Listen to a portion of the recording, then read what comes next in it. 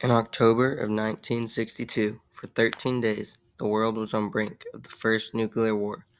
The Soviet Union needed to make a statement in the Cold War.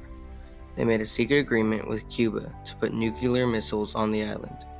Dangerous confrontations between the United States and the Soviet Union caused the two superpowers to enter into a stalemate.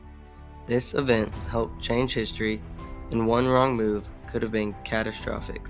We will not prematurely or unnecessarily risk the course of worldwide nuclear war. This is how the United States overcame the conflicts of nuclear war.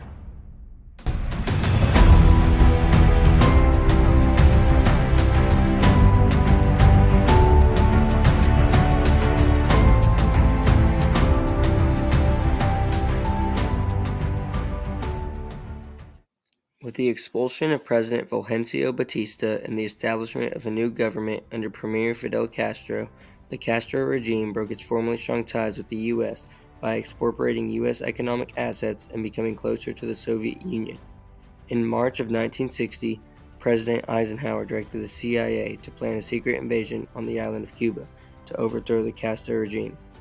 Following President Kennedy's election in November of 1960, he stuck with the plan of invading Cuba as he thought they were posing a threat. Components of the Brigade 2506 landed in Cuba at the Bay of Pigs on April 17, 1961, but were defeated 2 days later. This failed invasion strengthened Castro's administration, which grew closer to the Soviet Union.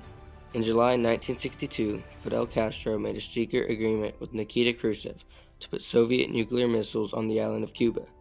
Khrushchev thought that this power play could give the Soviet Union leverage in the Cold War. Construction of several nuclear missile sites began in the late summer of 1962, but U.S. intelligence spotted the missile sites. This military confrontation began with a speech from President Kennedy. Good evening, my fellow citizens. This government, as promised, has maintained the closest surveillance of the Soviet military buildup on the island of Cuba. Within the past week, unmistakable evidence has established the fact that a series of offensive missile sites is now in preparation on that imprisoned island. The purpose of these bases can be none other than to provide a nuclear strike capability against the Western Hemisphere. President Kennedy then called for his closest advisors to consider a course of action that the United States could call upon. Some advisors called for an airstrike to destroy the nuclear missiles, followed by a U.S. invasion. Others favored warnings to the Soviet Union to remove the missiles. President Kennedy decided to do both. On October 22, 1962, he called upon a naval quarantine of Cuba. Later that same day, he sent out a letter to Khrushchev demanding that the nuclear missiles be removed from Cuba.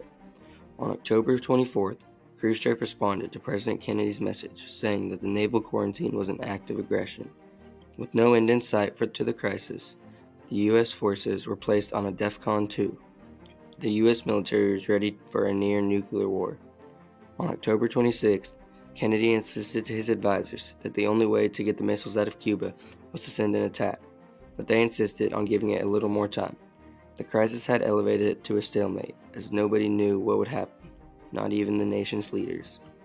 If the Soviet Union, Khrushchev announces tomorrow, which I think he will, that if we attack Cuba, that it's going to be nuclear war. And what's your judgment as to the chances they'll fire these things off if we invade Cuba? I don't believe it. You don't think they will? Something may make these people shoot them off. I just don't believe this will. Yeah, all right. Well, In any event, of course, I'll say this. I'd want to keep my own people very alert. yeah. No, hang on tight. Yes, sir. Thanks a lot, General. All right. On October 27th, the Soviet Union proposed an agreement with the United States, suggesting that they would remove their missiles from Cuba if the U.S. removed their missiles from Turkey. The next morning, Khrushchev issued a statement saying that Soviet missiles would be dismantled from Cuba. This crisis changed the view of the Cold War, as no nation's nuclear missiles were safe enough to use. The Cuban Missile Crisis was not only a turning point in the Cold War, but also in history.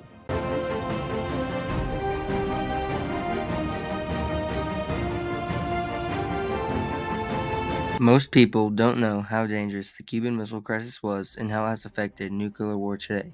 Some people say that the Cuban Missile Crisis was handled in the best way by the United States government. However, the Cuban Missile Crisis could have been avoided if President Kennedy listened to his advisors, if the U.S. never attempted to overthrow the Castro regime in Cuba, and if there were already nuclear treaties made.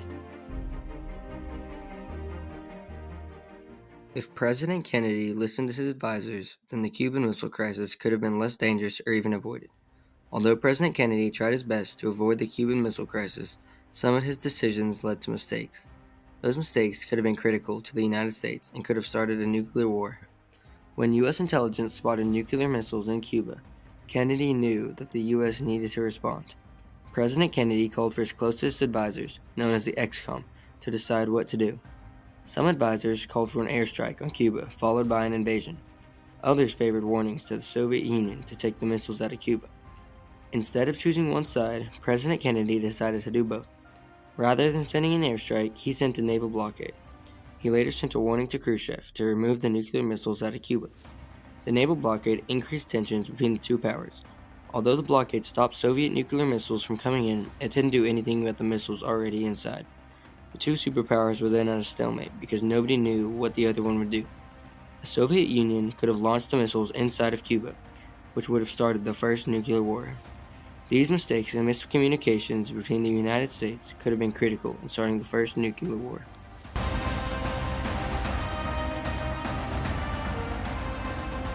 With the Cuban government turning into a communist dictatorship, it made new allies with other nations. As Fidel Castro helped Cuba grow closer to the Soviet Union, the United States attacked them in the Bay of Pigs invasion. After Fidel Castro cut ties with the U.S. economic assets, grew closer to the Soviet Union, and turned into a communist country. This attack on Cuba only strengthened Cuban relations with the Soviet Union. The invasion was very risky, and if we won, there would have been fewer communist countries. To the United States, communism represents a threat of free trade, free elections, and individual freedoms. However, even though it could have erased communism from Cuba, it wasn't worth the risk of nuclear war. Since the Bay of Pigs invasion failed, the Cuban government was scared that the U.S. would try another invasion. This event started the Cuban Missile Crisis and put the world on the brink of nuclear war. The Bay of Pigs invasion was very risky, and if the U.S. never invaded Cuba, then the Cuban Missile Crisis wouldn't have even started.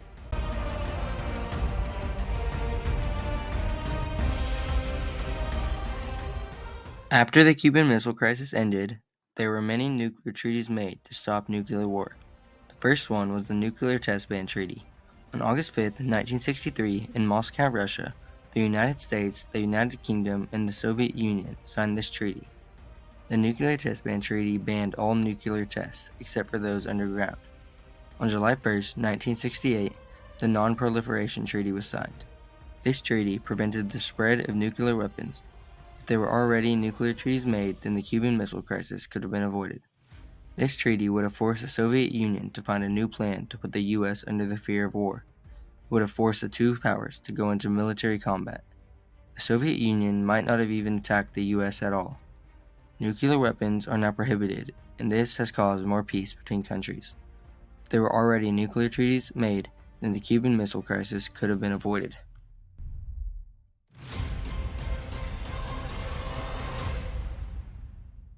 The U.S. sending the naval blockade increased the tensions between the two powers, changing nuclear war forever, as both countries were in a stalemate. After the Cuban Missile Crisis was over, it proved that no nation's nuclear missiles were ready to use. It helped contribute to the fall of Nikita Khrushchev from power, which was in 1964. The Cuban Missile Crisis strengthened President Kennedy's image domestically and internationally, which helped propel the U.S. to win the Cold War. After the crisis ended, a hotline was installed between the U.S. and the Soviet Union. It helped bring more peace between the two countries as it gave easier communication between the two. The Cuban Missile Crisis has helped change nuclear war today, as there are many treaties to help the world not enter a time like the Cuban Missile Crisis. The Cuban Missile Crisis changed nuclear war today, and it is one of the biggest turning points that the world has ever experienced.